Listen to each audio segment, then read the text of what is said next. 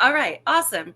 So we are officially live streaming now on the Red or Green Books Facebook page. I'm so excited for another installation of the book club author talk. So for those who may not be familiar with the Red or Green Books author talk, it is a volunteer-based uh, program that we do once a month. So the authors will sign up to have their book featured on the website. There's a $5 coupon in the month of uh, when it happens to be the month of July in 2024, and we're featuring Edward Gault's book Airhead and other poems. And it's a lovely book. It really is wonderful. Edward is part of the debut authors for the 2024 program here at Red or Green Books. And his book has had a lot of wonderful reviews. I invited Bill Nevins to come today as well because he was one of the authors, one of the poets who reviewed your book, Finn Hall, as well as other poets. So we'll get into the book a little, we'll get into Edward a little. But before we actually get started, a couple announcements. And I was going to pull this up before I started the announcements, but of course I got distracted and I forgot to pull it up. But so if you go to the website, redorgreenbooks.com, but it's red, READ. If you go to the website, you can buy Edward's book, and you're going to click coupon, and you're going to type the word Airhead. And that'll give you $5 off your purchase. All of the purchases in the month of July of his book go to him. So please, if you're wanting to collect a book each month that's a little bit less expensive, this is a wonderful way for people to add to their library by getting the book. You do not have to buy the book to participate in today's show. You also do not have to buy the book you don't ever have to buy the book to participate in any of the book clubs that we offer. Next month, we are going to be featuring Quinn Collard and her book and Shatter Me with Dawn. So I'm very excited for Quinn's book in August to come out. Also for folks who may be not familiar with The Word is Right, the Red or Green Books is our publishing platform. The Word is Right is our performing arts platform. So many authors from Red or Green Books will come and perform. And Edward had a full featured set not too long ago. The video is up on our YouTube channel. So please like, share, subscribe, and follow all of these authors as we launch their 2024 books. That also allows them to come back to the Word is Right's annual show at the end of the year, as well as our Poet Palooza Red or Green Books anniversary show at the end of every year as well. So those are super fun because there's lots of people who come and participate in those. All right. The last announcement is, don't forget the 2024 Red or Green Books New Mexico Poetry Summit. We're going to have a huge poetry summit here in Albuquerque. We have poets coming in from Mexico, Canada, London, all over the U.S., including Generalissimo is going to be here from Massachusetts, from Maine, and a bunch of poets from New Jersey, up in New York City, all over. They're going to be coming here and converging on a weekend. That's September 13th, 14th, and 15th. Tickets are on sale. Please go to the website. And I've flashed the sticker up here in case people are not familiar with our press, Red or Green Books, but Red, READ. That is, poetic license. So we're going to have a lot of fun with that today. So book club, the way it's going to work today is a little bit of getting to know Edward, a little talking about where he's from, the things that led up to the book, what people can expect to read in the book, and then where you can buy the book where you can buy the book. You don't have to buy it from Red or Green Books. After this month, you should definitely buy it from Edward because that's how the authors get paid. But certainly he'll give you all that information. You can follow him on social media and all everything that's happening with the buzz around the book launch. And then Edward will have his full, he's got 30 minutes to read whatever he wishes. You don't have to take the full time if you do not want, but you're welcome to take it. And I'll keep track of the time for you if you need to know how much time you have left. And then we'll come back after the read and do a little Q&A, really just kind of about your process and about the process of publishing your book. It is wonderful nuggets of information and wisdom for the future authors. And then we'll close. So book club author talk is very informal, really fun. And if people wind up joining us and they want to ask questions, I encourage people to ask the authors questions, but I do tell the authors They are not required to answer any questions. And that includes any question that I give you. If you don't want to answer, you certainly don't have to answer. You can say no. I want to make sure whatever you answer is what you're wanting to. Now my chair is like, it keeps sinking down. It's the hydraulics, and so if I go during the show, I start here and I wind up down here. It's because this chair is old. But let's get started. All right, Edward, why don't you tell us a little bit about about you, where you're from, your journey to poetry, your journey to this incredible book, why you picked the title, if the cover art is meaningful for you. And Mariana Franco, also known as Nopal Flower, did the cover art for Edward's book. It is a beautiful cover. I really, really enjoy it. So you can talk about you, your poetry, your book, all that good stuff. I will spotlight you and we'll keep going. And if you need anything, if you have any questions along the way, just let me know. Okay. Well, I grew up in Kansas City, and later, when I was 14, I moved to New Jersey when my father was transferred there, and then moved up to Boston for college. So I started off actually getting my first poem published in high school, and then out, in a regular publication outside the high school. They had a nice little classical publishing workshop, and I took that and actually got one of my pieces published pretty early on. And then I was going ever since. I've been writing ever since. But I only just recently published the book in my early 60s. So then this piece that the book is named after is called Airhead. The book is called Airhead. I've named it after one of the poems. Starts off kind of humorous, actually. The humorous start of the book. It's kind of the kind of like the far side, in poetry. I can read it here. Started off here with for humor. Mike would go over to his brother's Joe's house every Sunday afternoon and eat dinner with his family. In the summer, they would eat out on the porch. It was probably the one halfway decent meal Mike got to eat all week. When he arrived that hot August day, Joe's wife Alice was seated in a lawn chair at a little card table with a cutting board and colander. She would take the green beans and snow peas from a pocket in her apron, cut them up, and put them into the colander for washing. When she saw Mike coming up the steps, she called for Joe to come down, then gathered her project and went into the house. The roast was almost done.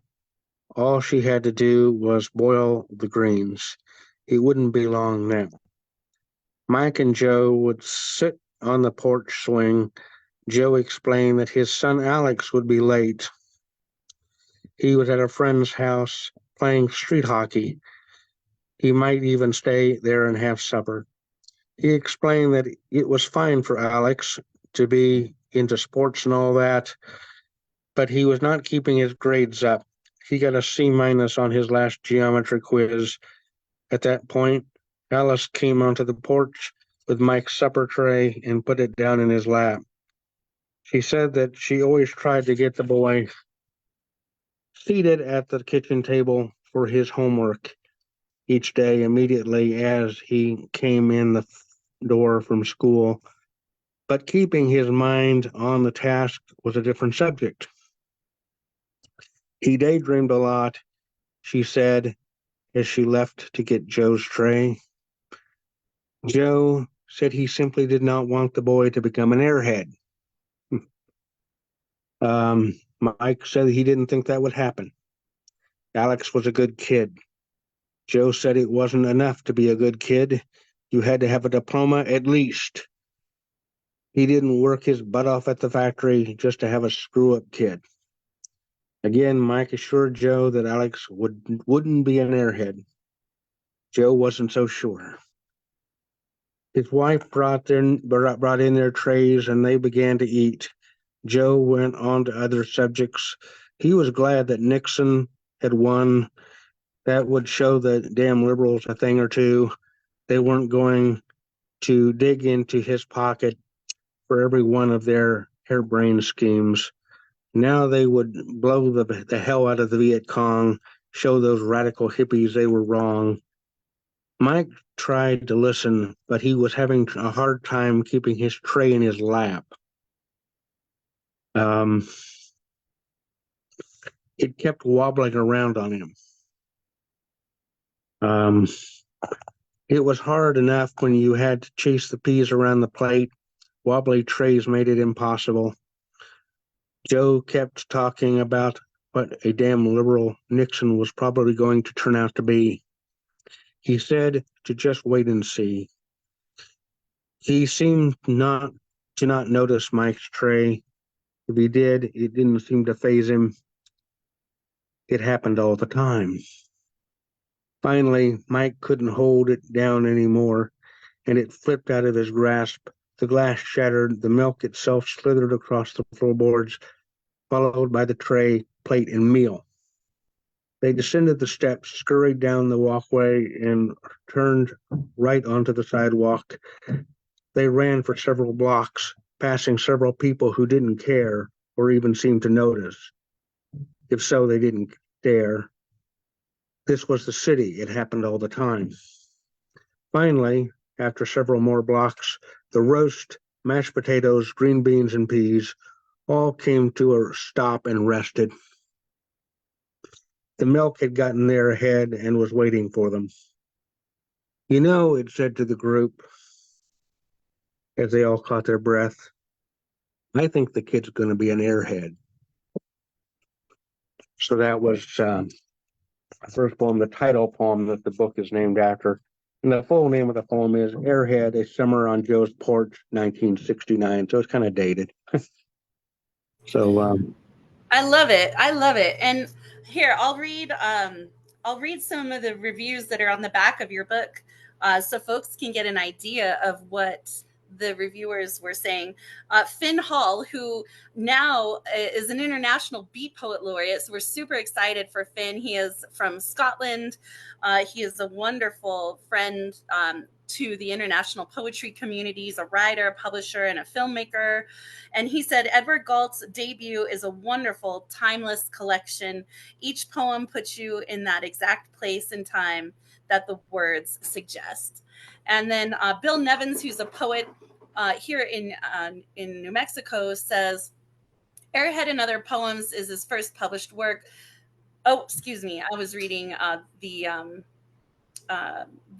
bio for Edward. Let me restart. So Bill Nevins wrote, this is an intriguing, wry, and colorfully detailed collection of reminiscence, including some dream memories and speculative inquiries.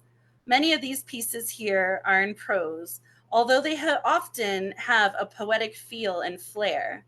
There are also some exercises in haiku, tanka, free verse, and other forms.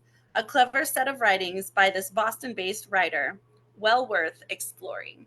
So that, it just kind of goes to show that some of these poets, right, they've been around for a long time. They've read a lot of work. I really, really enjoyed this book. Could you talk to us a little bit about like the cover art? What was your inspiration for the cover art? How was it working with Mariana? All of that good stuff. the cover art, I mean, the actual picture is suggestive of I guess it's sort of it's drawn as a skull, but it's sort of suggestive of a balloon, or and then an arrow is going through it, popping the balloon. So it is an airhead, the head as a balloon, And yet it was a wonderful working with Mariama. She did a great job on this. Also kind of like the print feature. It was kind of like the illustration superimposed upon a newspaper for a literary read. So kind of based in history. And I do have a lot of poems in here that are somewhat historical, social justice oriented. So kind of I do draw a lot of my stuff from the news. It is very Mm. interesting. It almost looks like it could be from like some sort of medical journal, but Yeah. also has that vintage kind of nostalgic newspaper vibe to it, which is very interesting. And how everything, just kind of like winds up moving and getting a little contorted, which makes it very interesting. How the shapes are not super rigid, is very, I think it's a very interesting cover. The color is perfect, how it just it cascades in the warmth, and then how the dark kind of takes over in this round composition. It really is just a lovely cover. It was so much fun to see that come through when she had finalized the artwork. So let's see. Where can people find you and follow you? Where can they order their book if they perhaps are watching this and it's no longer July? And then we'll go ahead and get you into your featured set. Okay, I haven't quite got a website set up yet, so I guess they can get it from. They can message me on Facebook. I'm there at Edward Gault, and pretty straightforward there. They can message me. I will eventually get some kind of website set up for that. Yeah. So And if anyone needs to reach out to Edward, you're welcome to contact the press, yeah. and we can pass on your information to Edward and have him contact you. We're not big proponents of putting personal information of authors out there to the universe, so we'll take your information and pass that to him. If you would like, you're welcome to reach out to us at Red or Green Books about any author or any of the artists, and we can always pass on your information from there. All right, my friend. So I'm going to go ahead and pin you up here so people can see you, and go ahead and take as much time as you want. If you need to know how much more time you have, then just let me know, and I'll be here in the background for you. Okay. Well, I only have till 1:30, so I better get going. Let's Oh, see. so your whole you only have 1:30 total?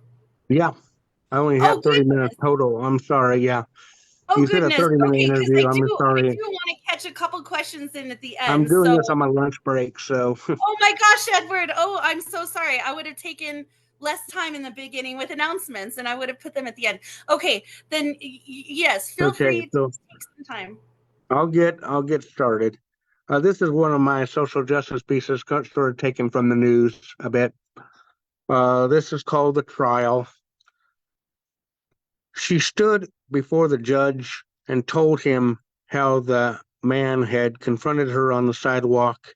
He had threatened to throw acid in her face if she did not do exactly as he told her to do. Frightened, she ran down the street into a side alley where she had hoped to lose him, but he was faster. He shoved her down and ripped through her clothing and raped her there. She said it seemed to last for hours. Nobody came to help her. She looked up to the judge. He looked to the man sitting passively at a nearby table. He motioned to the jury. They deliberated and came back. Guilty, they pronounced. Um, the judge then pronounced the sentence. At the time, the woman was taken out and stoned. So I don't write this as if it's taking place in any particular country. One would almost think it was happening in this country until you sort of get until the end comes. But it does sort of have that shocker there at the end, yes. But I sort of wrote it purposely so that it could maybe be in any country.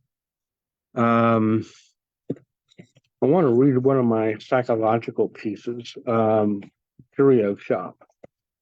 And this is sort of suggestive of some of Dostoevsky's work. I'm heavily influenced by Dostoevsky. Curio Shop. On my way home late one night, I stopped to look into the window of a curio shop. I couldn't see much. It was dark except for a light in the rear. A figure entered from the back room. At first, I thought he was a staff member, perhaps working overtime, but he began taking all the clocks off the back wall and throwing them down on the floor. He took what looked like a baseball bat and finished the job by smashing them to bits. He cleared off the shelves of the figurines and ground them to powder with his heel. He smashed all the cases and pulverized all the contents, jewelry, watches, and little picture frames, all smashed to bits. He didn't leave anything. The floor was covered with debris. He stopped to survey his work, to make sure he hadn't omitted a single detail. He was close to the front of the store where I stood, just outside. When he turned to look out, I could see his face. It was me. So that was sort of moderately based on his short novel, the Double, Dostoevsky's The Double, and that theme has been recurring throughout, you know, literature and even TV. You know, a lot of TV shows have done takes on it. Star Trek did a take on it. Even Lost in Space did a take on it. You know, so that's people return to that theme. Maybe another humorous piece if I can find it. Let's see. 22. Confessions of a Stairwell Man. And this is somewhat taken from Notes from the Underground, also by Dostoevsky, but it's a bit more humorous than Notes from the Underground. Actually, Dostoevsky's novel, The Double, was somewhat more humorous than my take on it. You know, it was the double kind of comes into the guy's life and it goes to work with him and is better at his job than he is, and he has a better relationship with his girlfriend than he does. You know, it's sort of funny that way. It's kind of humorous, but Notes from the Underground is not humorous, but I had a sort of a humorous take on it myself. My version is called Confessions of a Stairwell Man.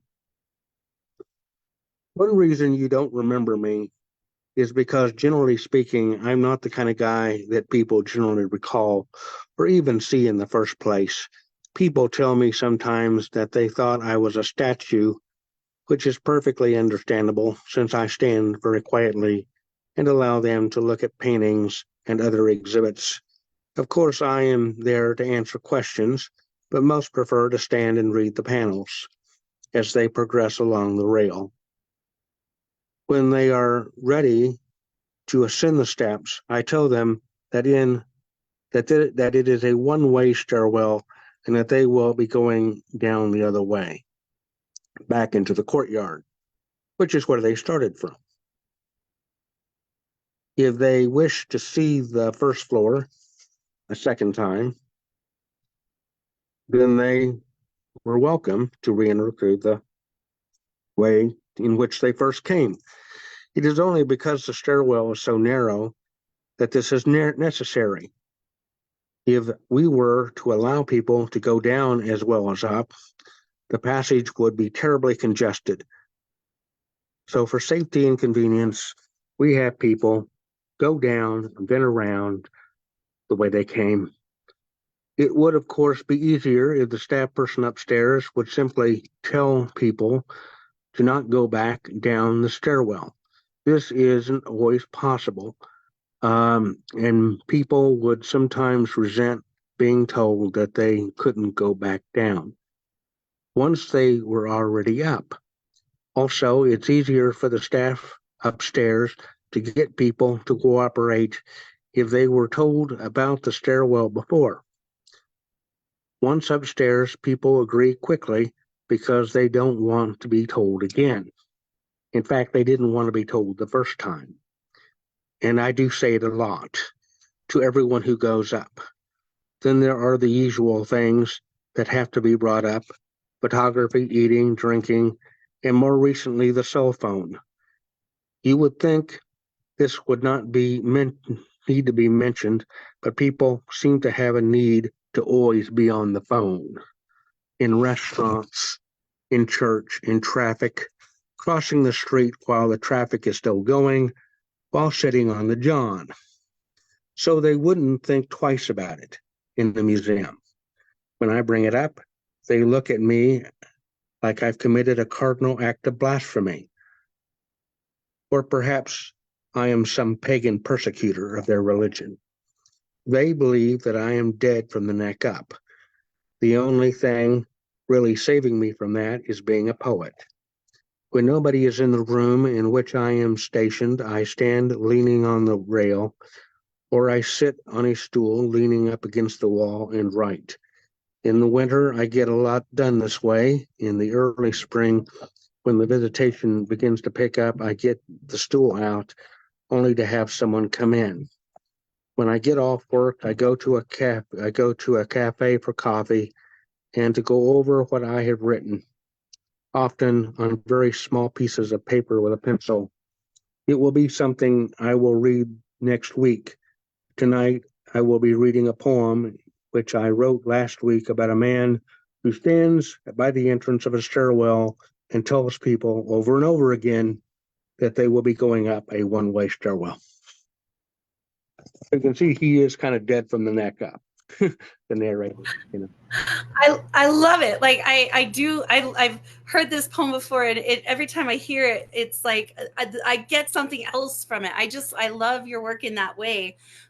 The storytelling is very vibrant, and each time you read and reread these poems, you pull something extra out of it. So it's a lot of fun to experience. I know we only have a few more minutes, but I wanted to just ask you two quick questions.